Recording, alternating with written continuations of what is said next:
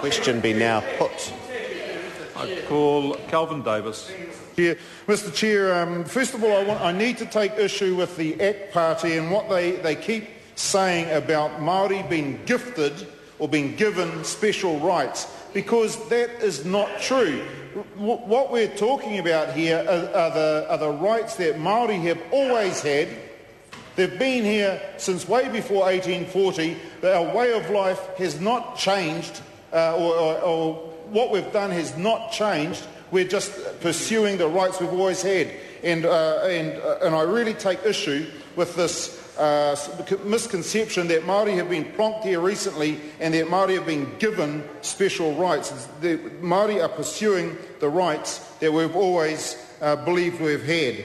But Mr Chair, having thrown that brickbat, this isn't a bouquet to the ACT Party, it's more an acknowledgement about an issue that Honourable John Boscawen's raised about wāhi tapu and the concern that we as Māori are going to claim every single square kilometre of the foreshore and seabed as a wāhi tapu to exclude people. And I think that we need to be careful as Māori that we don't try to make out like every single area where you can launch a waka, for example, is some sort of sacred area. In fact, I could actually say that the boat ramp down at Waitangi is a wāhi tapu because I could tell my children that their grandfather or that their tūpuna launched his waka there, and in fact I'm just referring to their grandfather launching a 9-foot tini. So we've got to be careful that we don't try and make areas tapu that aren't tapu. And in fact, if something's been used regularly, it's actually, and commonly used, then it's actually noa, the opposite of tapu. And so it's just a word of caution, I believe, to Māori, that we don't actually fuel the arguments that the ACT Party's dishing out there, that Māori are going to make every area of the Takutai Moana a wāhi tapu because our tūpunas might have walked there, and our tūpuna being, say, our fathers and grandfather. So that's just a word of caution. But I also think that we need to bring up, just acknowledge the Moriori contribution in the Select Committee stage.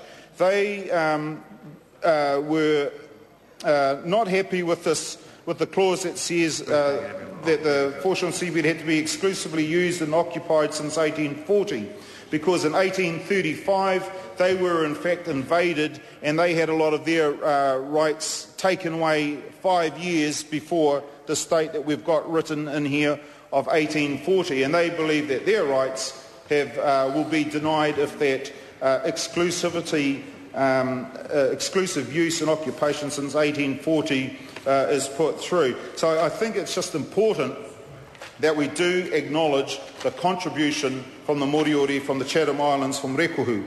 And I also want to bring up about the wardens in clause 79, and that I really think it's important that because Hapua Niue can appoint wardens, that there's some way for those wardens to be identified so that people coming along to the beach and there's a warden, say, guarding a wāhi tapu. Well, I find it sort of hard to believe that someone will be standing around in a wāhi tapu just waiting to tell people to go away.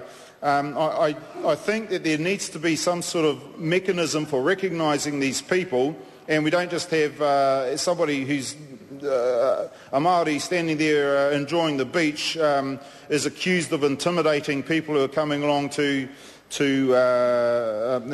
of intimidating them when they're just standing there minding their own business, and it's used as an excuse to say that these wardens are there scaring people off. So the whole warden issue, I think, is something that needs to be examined and thought through really carefully, so that they are, as I say, they're not mistaken for something they're not. and again there might be confusion in this bill around the definition of wardens and the definition of wardens in the Māori Community Development Act, and those Māori wardens are dressed in their... I call Hani Harawira.